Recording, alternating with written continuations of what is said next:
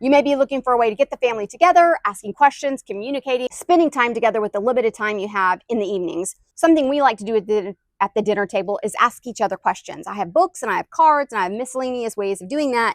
And I found these. They sent this to me. It's a question deck. It comes in this great little box so you can store them.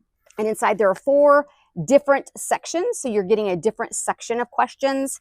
One thing that we like to do is I keep our questions in an area where we're going to remember to see them when we're having dinner. So you can put them in your utensil drawer. You can put them with the plates, just somewhere that when you see them, it'll remind you, oh, hey, we're going to do this tonight. And then I give everybody a card, including myself. And then each person reads their card during the meal. Everybody answers it. Of course, you can do it however you like. Maybe you prefer one person read one card and answer just that card. The cards are really great quality, as is the box. Because of the quality, these are going to last a nice long time, and the box is so great too. Having a box to store them in is a lifesaver, because if you don't, a lot of times I get these cards and you're just sticking them in the cabinet or in the drawers or wherever you put them, and they get all yucky and they fall apart. Let me read you a few of the cards. If you could ask Jesus one question, what would it be? How do you personally define success in God's eyes? What is the significance of communion? How can we put on the armor of God? And these are such great discussion questions, because you want to be talking about Jesus and the life that he wants us to live in the morning, in the afternoon, and at night. And to have these kind of questions at dinner time is a reminder for your family and yourself of what we should be striving towards and how we should treat each other. So a reminder of what is the armor of God at dinner time, right? Just as a reminder before they go to school when they need their armor. Perfect. The blue are fun and friendship. So let me read a few of these. This one says, pick 3 Bible characters for your dream team. Why did you choose them? Do we get to choose Jesus? Because that's a dream team right there. How would you introduce Jesus to a friend in just one sentence? And there's the commission.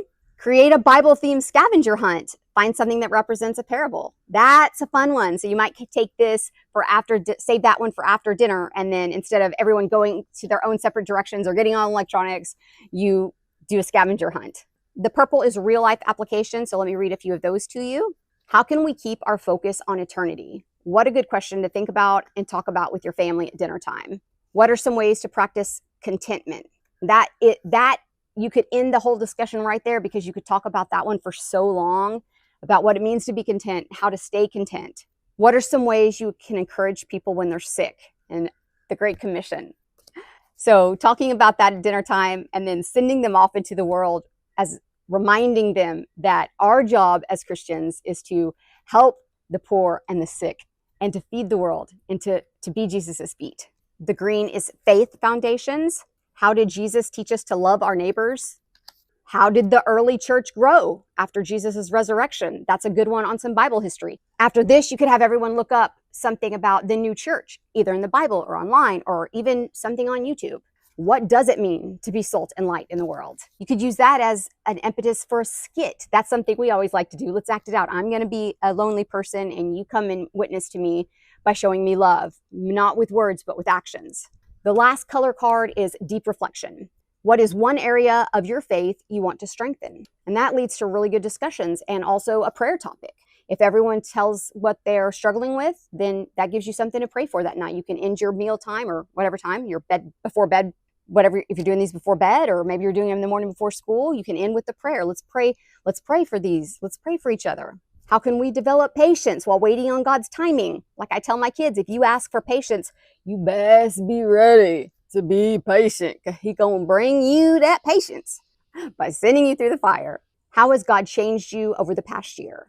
And that's a great way for people to reflect on themselves, but also for us to be able to cheer each other on. Like, yeah, you did do that. Do you remember how you were doing this last year and now you're doing this?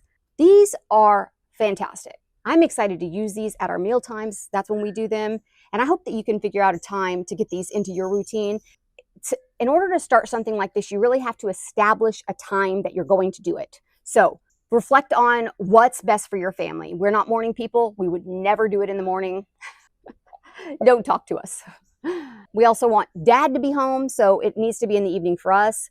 By bedtime, he's exhausted, so he doesn't want to do it at bedtime. So that's why mealtime works for us for these kinds of things. So you just kind of have to go through that in your mind. What's the best time? Who do we want there?